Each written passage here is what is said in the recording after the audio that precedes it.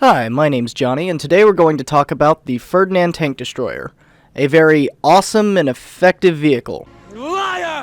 No, it's actually a piece of garbage. The story of this vehicle begins in the late 30s, early 40s, when the German army decides that they need a heavier breakthrough tank for its forces.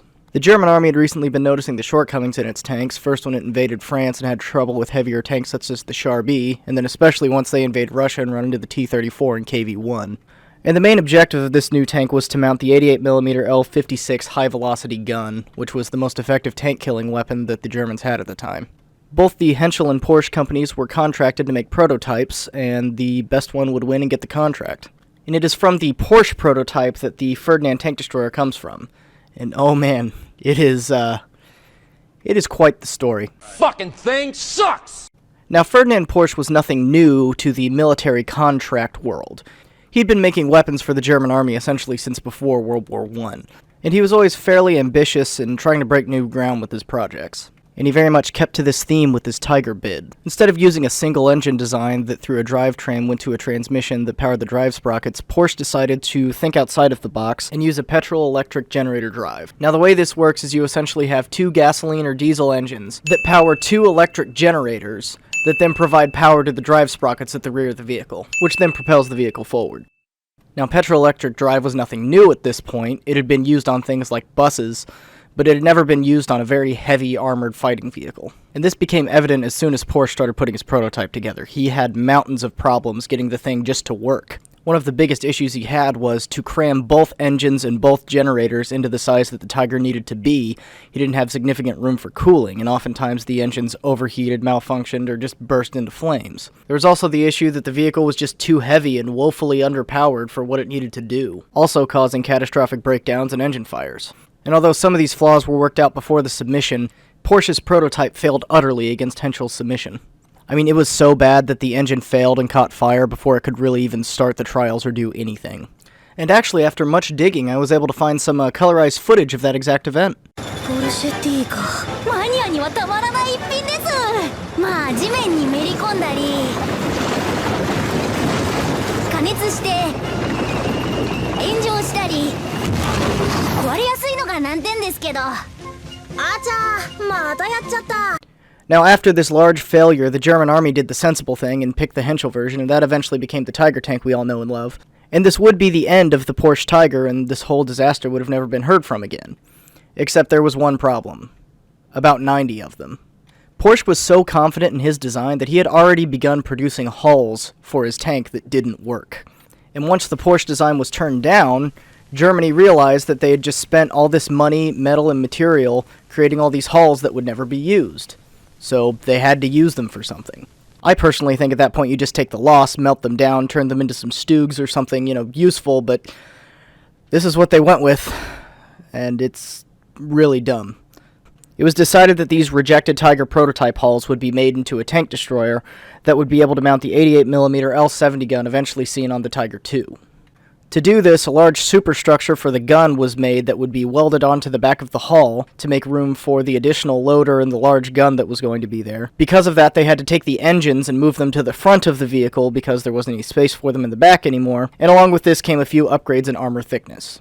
In the course of putting all these upgrades on, though, they increased the weight from around 59 tons to a little over 65 tons. Now, this doesn't seem like too much in the realm of super heavy vehicles, but this thing failed as the Tiger prototype due to its engines being overstressed by weight already. By adding all that tonnage on, you're just asking for more problems. Once it was all said and done, about 90 Ferdinands had been created, along with one command tank that sported the Henschel turret like the original prototype, and a couple recovery vehicles.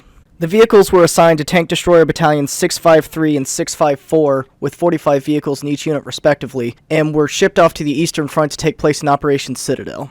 Their performance, though, was about as you could expect, with many vehicles destroying themselves before they could even get into the fight, with issues like gas line fires and just engine failure. Even once in the field, a lot of mechanical problems plagued the crews, with many tanks having to be destroyed by their crews themselves once they had broken down. There's even a report of several Ferdinands being destroyed from engine failure when trying to climb a hill to get to a firing position. The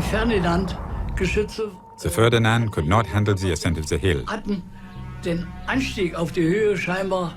We thought they had got hit by artillery, but after they caught fire, one after the other, We assume that the engines were overheated and exploded. Dass die Motoren waren, die überhitzt wurden. The crews got out and ran away.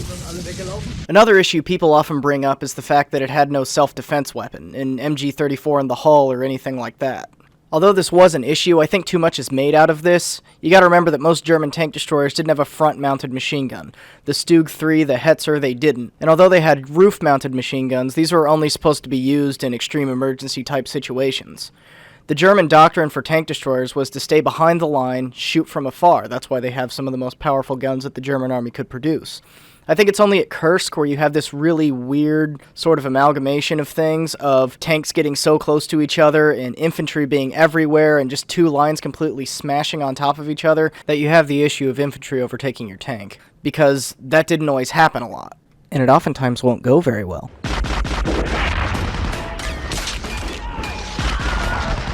Now, all that being said, when they weren't broken down and when they were being used in the role they were supposed to be used in, the Ferdinands did pretty well. Battalion 653, after the battle, reported destroying some 320 Soviet tanks and only losing 13 Ferdinands.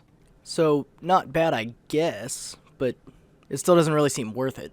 After the battle, about 50 or so Ferdinands remained. Many complaints about the vehicle's shortcomings were made by their commanders, and in September of 1943, 48 of the remaining 50 vehicles were sent back to the factories to be retrofitted with upgrades. These included a close defense MG-34 mounted in a ball mount in the hull, a commander's cupola taken off the Stug 3, Zimmermann paste applied to most of the vehicle, a frontal armor increase, and the tracks being widened. Now notice, none of the major upgrades are to the engine or power system, and we have once again increased our weight from 65 tons to about 70 tons. And at this point I'm wondering why the Germans didn't just set them on fire themselves. Anyways, there was official name change on May 1st, 1944 from Ferdinand to Elephant to denote the changes between the two, and the vehicles were sent to Italy, a mountainous place. Because why not?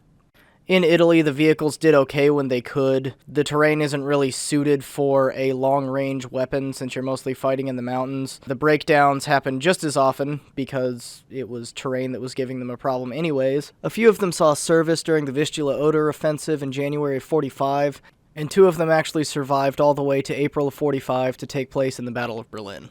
Now, this summary is very quick and skips over a lot of details, but my main point in this video is, What's wrong with y'all? You niggas are crazy! why would you take this thing that obviously didn't work, invest more time and money into it, just to make it more of a disaster, and waste all kinds of time and resources on it that you do not have? Germany was having all kinds of shortages mid to late war, and why you would invest resources that you don't have that many of in this train wreck is beyond me. And I think it sort of speaks to the German mentality going towards the war. We're going to make something that on paper is going to be really great, really awesome, have this big gun, have this big futuristic sort of drivetrain.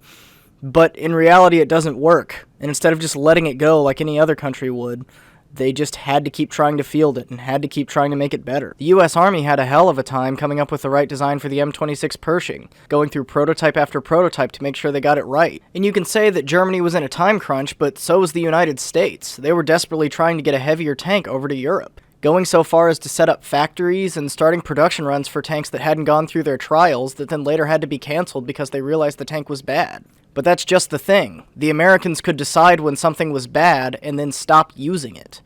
The Germans, for some reason, have to just hold on to this thing and make it work when it's just not going to. And it's this kind of mentality that I think would ultimately cost them dearly in the war. If anyone else is a huge tank nerd like me, you'll be happy to know there are 2 of these things left, one pre and one post modification. The pre-modification Ferdinand is currently at the Kublinka Tank Museum in Moscow, Russia, and the post-modification example was captured by the Americans in Italy and currently resides in the Tank Museum in England, but lives in Fort Benning, Georgia, and will go back there in a few years.